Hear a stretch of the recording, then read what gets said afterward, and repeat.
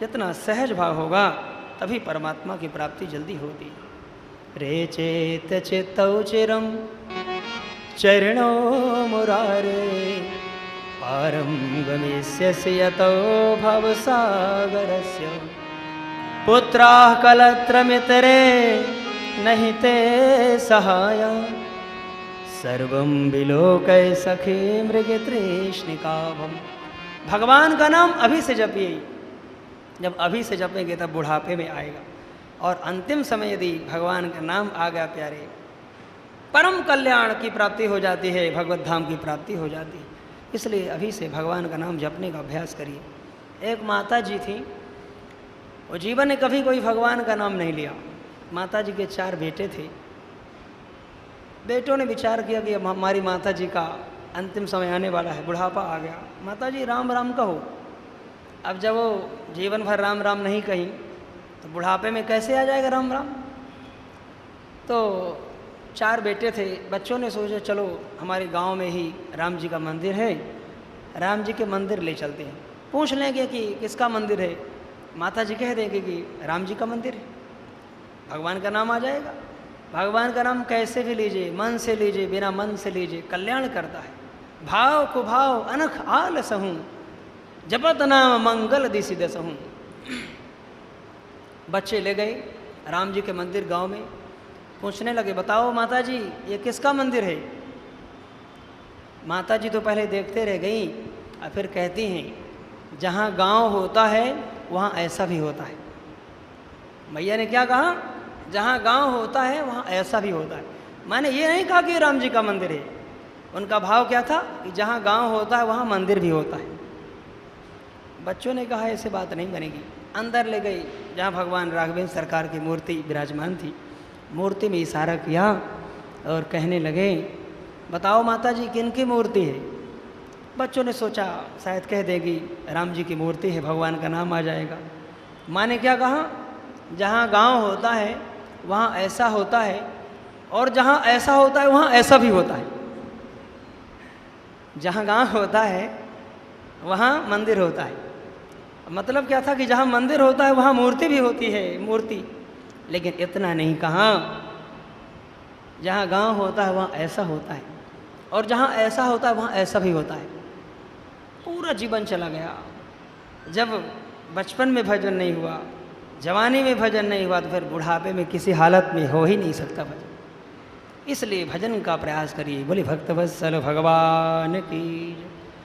माता जी का शरीर पूरा हो गया, बिना भगवान का नाम लिए अपने धाम को पधार गई। बच्चों ने कहा चलो माता जी की अस्थियाँ कम से कम गंगा जी तो ले चलते हैं, हरिद्वार ले चलते हैं, विसर्जन कर दें। 4 भाई थे। बड़ा बेटा कहने लगा भाइयों से ये नहीं जाएंगी, जब ये जीते जी नहीं गई हैं तो मरने के बाद भी नहीं जाएंगी। बच्चों ने कहा चलो एक बार प्रयास तो करते हैं, नहीं समाज कहेगा। 4 बेटे थे, लेकिन माता जी की जो अस्थियाँ थे वो गंगा जी नहीं ले गई। बड़े मजबूरी में सबके कहने पर बड़ा भाई तैयार हुआ। माता जी की अस्थियाँ एक झोला में बांध करके ट्रेन में जाने लगा। दिल्ली स्टेशन में एक उसका पुराना मित्र मिल गया। मित्र से मुलाकात हुई, कहाँ जा रहे हो, बहुत दिन के बाद मुलाकात हुई। वो बड़ा भाई ने कहा माता जी का शरीर पूरा हो गया, माता जी की अस्थियाँ ले जा रहा हूँ गंगा जी हरिद्वार। अच्छा आदरणीय माता जी, प्रणाम किया, वंदन किया। मित्र ने कहा बहुत दिन के बाद मुलाकात हुई, चलो आज हमारे घर में आज की रात्रि निवास करें। वो बड़ा भाई अपने मित्र के यहाँ रात्रि में निवास किया।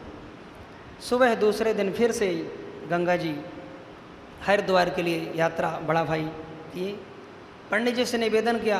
पंडित जी ने विधिवत वैदिक परंपरा के अनुसार पिंड दान कराए, 2 घंटे पूजा कराए। पूजा करा करके जब विसर्जन करने का समय आया, झोला खोल करके जैसे विसर्जन करने लगे कि हड्डियां गायब। जैसे झोला खोल करके विसर्जन करके जैसे करने लगे, अस्थियां गायब। बड़े भाई को बड़ी चिंता हुई, अभी घर से चला तो माता जी की अस्थियां लेकर के, अस्थियां कहाँ चली गई। पंडित जी को भी बड़ा आश्चर्य हुआ, यहाँ अस्थियां विसर्जित करने आए हो, खाली झोला लेके आए हो। बड़ा भाई ने कहा नहीं पंडित जी, मैं तो अस्थियां लेकर के ही आया था। तब अस्थियां बैग में झोले में ले जा रहा था। लेकिन पंडित जी ने पूजा कराया, झोला खोल करके वहाँ अस्थियाँ ही नहीं। मित्र को ध्यान आया, मित्र ने कहा 1 मिनट, अंदर गया अपनी पत्नी के पास, पत्नी से पूरी बातें कहा। हमारा मित्र अस्थियाँ ले जा रहा था गंगा जी, अपने माँ की अस्थियाँ कहाँ गई? अच्छा वो मित्र था, मित्र की जो पत्नी थी उसकी आदत थी, जब घर में कोई मेहमान आया करते थे, भोजन करके जब सो जाते थे, तो मित्र की पत्नी की आदत थी कि मेहमान का झोला खोल के देखा करती थी। जब कोई मित्र आते थे घर में, भोजन करके सो जाते थे, तो मित्र का झोला खोल के देखा करते थे, झोला में क्या लिए। झोला खोल करके देखा तो हड्डियाँ। मित्र की पत्नी को लगा कि हमारे पति देवता अपने मित्रों के साथ जाते हैं, होटल में मांसाहार करते हैं और हड्डियाँ हमारे घर में लाते हैं। गुस्से में आई और हड्डियों को ले जाके गटर में डाल दिया। जब ये बात है, वो मित्र ने बड़े दुख के साथ अपने मित्र को सूचित किया, क्षमा करना भैया, हमारी पत्नी ने तो घोर अन्याय कर दिया, आपके माता जी की अस्थियाँ थी वो गटर में डाल दिया। खैर बड़ा भाई पश्चाताप हुआ, घर गया। इधर जब अपने गांव पहुंचा तो बड़ी तैयारी थी स्वागत के लिए, माला फूल, पूरा समाज, पूरा गांव एकत्रित था। भाई हमारे समाज में एक नियम है, जब तीर्थ यात्रा करके आते हैं तो मिलने के लिए जाते हैं, सम्मान करते हैं, बैंड बाजे के साथ स्वागत के लिए सब पूरा गांव एकत्रित हो गए, सब खड़े हुए थे।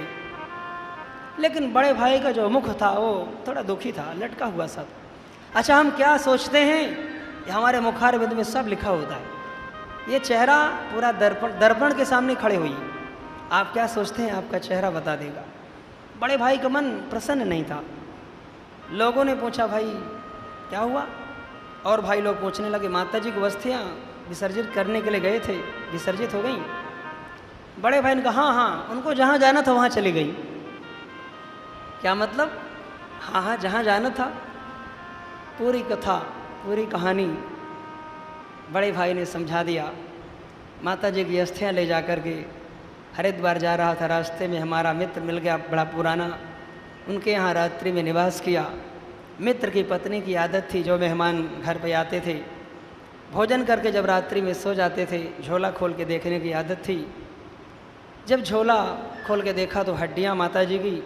उसने विचार किया कि हमारे पति देवता मांसाहार करते हैं, होटल में जाके हड्डियाँ हमारे घर में लाते हैं। गुस्से में आकर के माता जी की अस्थियों को गटर में डाल दिया। अब तो भाइयों को बड़ा कष्ट हुआ, बड़ा दुख हुआ। खैर विचार करने लगे, एक हड्डी और रखी, एक अस्थि रखी, चलो हम भी माता के भक्त हैं, जब तक माता जी को नहीं पहुंचा के आएंगे तब तक हमें शांति नहीं मिलेगी। एक अस्थि को, और अकेले नहीं, इस बार चारों भाई तैयार हो गए, चारों बहुएं भी तैयार हो गईं, चारों बहुएं तैयार हो गईं। लेकिन इस बार झोले में नहीं, उस अस्थि को पीस करके एक डिब्बी में डाल करके डिब्बी ले जा रहे हैं। मानो कहने लगे कि अब इस बार झोला खोलने का कोई चक्कर नहीं रहेगा, डिब्बी सहित विसर्जित कर देना है। हरिद्वार पहुँचे, डिब्बी लेके पंडित जी से निवेदन किया, पंडित जी इस बार ढंग से पूजा पाठ कराइए, डिब्बी का मंत्र आता है। पंडित जी ने कहा हमको डिब्बा का भी मंत्र आता है।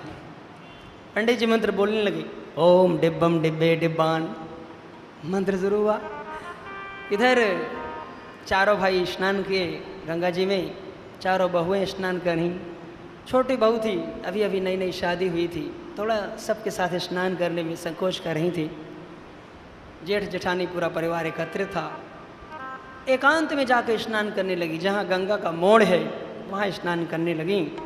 इधर सबने स्नान किया, बढ़िया ढंग से पूजा हुई, और जैसे ही डिब्बी विसर्जित करने का समय आया, सब लोगों ने मिलकर के डिब्बी विसर्जित किया। बड़े प्रसन्न हो गए, माता जी कब तक नहीं जाएंगी, हम पहुंचा करके ही मानेंगे। डिब्बी को विसर्जित किया, बड़े प्रसन्न हो गए, खुश हो गए। खुश होकर के अपने गांव वापस आए। अपने गांव में अगले दिन भगवान सत्यनारायण की कथा रखी गई। नियम है, परंपरा है, जब कोई शुभ काम तीर्थ यात्रा करके आते हैं, भागवत कथा, राम कथा, कुछ ब्राह्मण भोजन का विधान है। तीर्थ यात्रा के बाद सत्यनारायण की कथा शुरू हुई, पूरा समाज एकत्रित हुआ। 3 अध्याय कथा हो चुकी थी, ध्यान से सुनिए, अभी 2 अध्याय कथा बाकी थी। चौथे अध्याय की कथा शुरू होने वाली ही थी कि जो छोटी बहू थी उस छोटी बहू से गांव की जो मातृशक्तियाँ वृद्ध माताएं थी कहने लगी, बेटी तू बड़ी भाग्यशाली है, अभी अभी तो आई और तुमको गंगा जी जाने का मौका मिल गया। बड़ी कल्याणदायिनी गंगा हैं, मोक्ष को देने वाली हैं, सबको इच्छाओं को पूरी करने वाली। बहू रानी ने भी कहा, गंगा जी बहुत अच्छी हैं, सबको कुछ में कुछ देती हैं। मैंने गंगा में स्नान किया, मुझे भी दिया। क्या दिया? देखा तो वही डिब्बी। बड़े भाई ने कहा, पंडित जी 1 मिनट पूजा बंद करिए। दौड़े दौड़े गए बहू रानी के पास, पूछने लगे दिखाओ डिब्बी। देखा तो अरे ये तो वही डिब्बी है जिसको हमने गंगा में विसर्जित किया, यह डिब्बी कहाँ से आ गई? तब वो पूरी कथा, पूरी कहानी छोटी बहू ने बताया। मैं स्नान करने के लिए गई एकांत में, मोड़ में, उसी समय बड़े भाई ने डिब्बी का विसर्जन किया। डिब्बी बहती बहती बहती बहती बहू रानी के आंचल में पहुंच गई। बहू रानी ने सोचा गंगा जी ने हमको कोई रत्न दे दिया, कोई रत्न समझ करके उसको आंचल में बांध करके अपने घर ले आई और वही डिब्बी पुनः वापस आ गई। बड़े भाई को गुस्सा आया, कहने लगा, मैं कह रहा था कि ये नहीं जाएंगी, फिर भी बार बार प्रयास कर दिया।